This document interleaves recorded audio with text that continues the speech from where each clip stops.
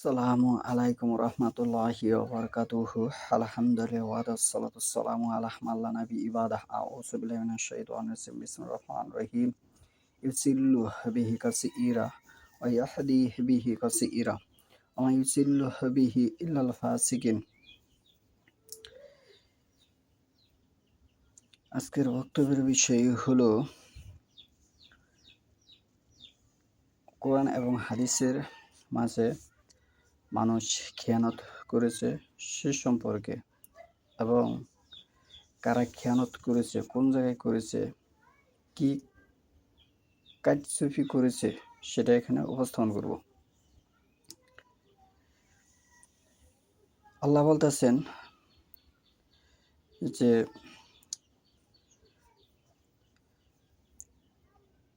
এই কোরআন ধারা ইউসিল্লু বিহি, ইউসিল্লু হচ্ছে পদভ্রষ্ট হবে, কাসিরা হচ্ছে অনেক, আহাদি বিহি কাসিরা আবার অনেকে হেদায়েতপ্রাপ্ত হবে। অমা ইউসিল্লু, আর যারা পদভ্রষ্ট হবে বিহি এ কোরআন দ্বারা ইল্লাল ফাসিকিন, তারা হচ্ছে ফাসিক লোক। এ কোরআন দ্বারা যারা পদভ্রষ্ট হবে তারা হচ্ছে প্রকাশ্য ফাসিক লোক। সূরা বাকারা ২৬ নম্বর আয়াত। সহিহুল বুখারী শরীফ পৃথিবীর মধ্যে শ্রেষ্ঠ কিতাব, আসমানের নিচে কোরআনের উপরে, প্রথম খণ্ড, হাদিস হচ্ছে ৫২৯-৩০। আনাসিন, আনাস রাদিয়াল্লাহু আনহু বর্ণিত, কালা, তিনি বলতেছেন, মা আরিফু, আমি পাই না, মা হয়েছে যা, আরিফ হয়েছে দেখি না, শাইআ কোনো কিছুই, শাইআ শব্দ দিয়ে কোনো বস্তু বোঝানো হয়, কোনো কিছুই সে দেখে না, মিম্মা তা থেকে, কানা যা ছিল, আলা আহাদিন নবী, নবী সাল্লাল্লাহু আলাইহি সাল্লামের কালানে আমরা যা দেখেছি, কিলা সালাতা, তাকে প্রশ্ন করা হচ্ছে সালাতও কি বিদ্যমান নেই? কালা, তিনি বলতেছেন, লাইসা, সেটাও নাই, লাইসা শব্দ হচ্ছে বোঝানো হয় না, সাইয়াহাতুম সব জৈব হয়ে গেছে, মা সাইয়াহাতুম কোনো কিছুই জৈব ব্যতীত নাই, ফিহা। তাহলে বর্তমানে আনাস রাদিয়াল্লাহু আনহু কালানে আজ থেকে ধরে নেন ১৩০০ বছর আগে সে বক্তব্য দিছে যে কোনো কিছুই আল্লাহ রাসূল সাল্লাল্লাহু আলাইহি ওয়াসাল্লাম জামানায় তারা যা পেয়েছে তা কোনো কিছুই বিদ্যমান নেই, তার কালানে বিদ্যমান নেই, এটি হাদিস দ্বারা স্পষ্ট হয়ে গেছে। এবং প্রথম খণ্ড ৫৩০ নং হাদিসে আর এটার বিস্তারিত বর্ণনা এসেছে জুহরি রাদিয়াল্লাহু আনহু বর্ণিত, তিনি বলতেছেন, আমি দামেস্কে আনাস রাদিয়াল্লাহু ইবনু মালিক রাদিয়াল্লাহু আনহুর নিকট উপস্থিত হলাম। তিনি তখন কাঁদছিলেন। আমি তাকে জিজ্ঞেস করলাম, আপনাকে কোন বিষয়ে কাঁদাচ্ছে?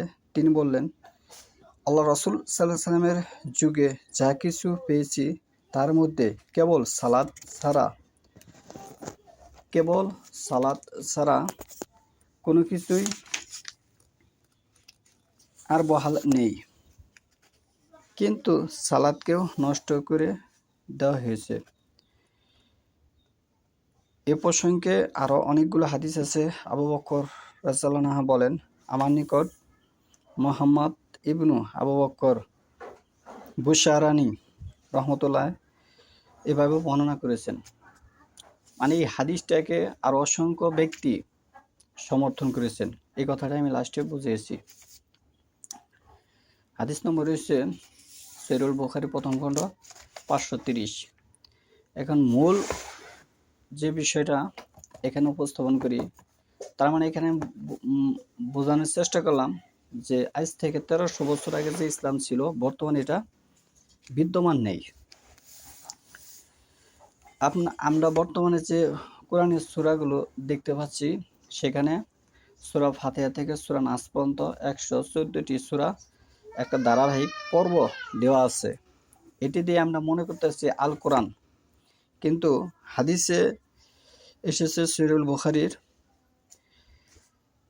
৪র্থ খণ্ড ফারাইজ অধ্যায়ে সেখানে হাদিস হচ্ছে 4045। সেখানে স্পষ্টভাবে বর্ণনা এসেছে সূরা 3 উনজিলাত বারাআত নামে একটি সূরা আছে কোরআনে, যেটা আমাদের কোরআনের মাঝে নেই। তার মানে কি এই সূরাটা কোরআন থেকে উঠিয়ে দেওয়া হয়েছে। এখন আপনি যদি বলেন যে না কোরআনে 114টা সূরাই মোট, তাহলে আপনি কোরআন দ্বারা আপনি প্রমাণ করেন যে দেখি কোন আয়াত দিয়ে প্রমাণ করেন যে মোট 114টা সূরা আছে আল কোরআনে। কারণ আল কোরআনের ব্যাখ্যা হচ্ছে হাদিস। আর আমি যেখান থেকে উপস্থাপন করেছি সহিহ মুসলিম শরীফ, যেটা আল কোরআনের পরের স্থান। তাহলে কি আপনি বলতে চাচ্ছেন যে এই মুসলিম শরীফ হাদিস ও জাল জয়ীফ হাদিস আছে? আপনি প্রমাণ করেন দেখি যে মুসলিম শরীফ এই হাদিসটা জাল। আপনি কি দ্বারা প্রমাণ করবেন? তার মানে এখানে যে সূরাটা ছিল বারাআত, এটি আল কোরআন থেকে উঠিয়ে দেওয়া হয়েছে। এটি কয় নাম্বার সূরা ছিল এটিও কোনো বিস্তারিত বর্ণনা বোঝা যাচ্ছে না। আমরা যে কোরআনটা পড়তেছি এটি একটি জাস্ট ফটোকপি। এটি অনেক মানুষের হাত গড়িয়ে আমাদের পল্লী এলাকায় এসে পৌঁছেছে। এখানে যে মানুষের যে বর্তমানে ইসলামী যে চিন্তা চেতনা সিলেবাস, এটা যার যার মতো করে মানুষ পড়ে, একজনের কথা আরেকজনের সাথে মিলে না, এটাই স্বাভাবিক। একটা ফতোয়া জানবা গেলে হ্যাঁ কয় এইভাবে, হ্যাঁ কয় এইভাবে, এটার চূড়ান্ত ফয়সালা পাওয়া যায় না। এবং মানুষ যে আরও মিথ্যুক প্রতারক, আমি আরও অন্যান্য ওয়াজে উপস্থাপন করেছি, মানুষ তো বর্তমানে কোরআন পড়তেই পারে না, এ কথাও আমি উপস্থাপন করেছি। তাহলে এই বারাআত নামের সূরা যদি কোরআনে যোগ করা হয় তাহলে সূরা হবে আল কোরআনে 115টি। তাহলে এই সূরাটা কিভাবে মানুষ উঠিয়ে দিল, এটি আমাদের ভাববার বিষয়। মানুষ যে কত বড় জালিম। সুবহানাকাল্লাহুম্মা ওয়া বিহামদিকা আশহাদু আল্লা ইলাহা ইল্লা আনতা আস্তাগফিরুকা।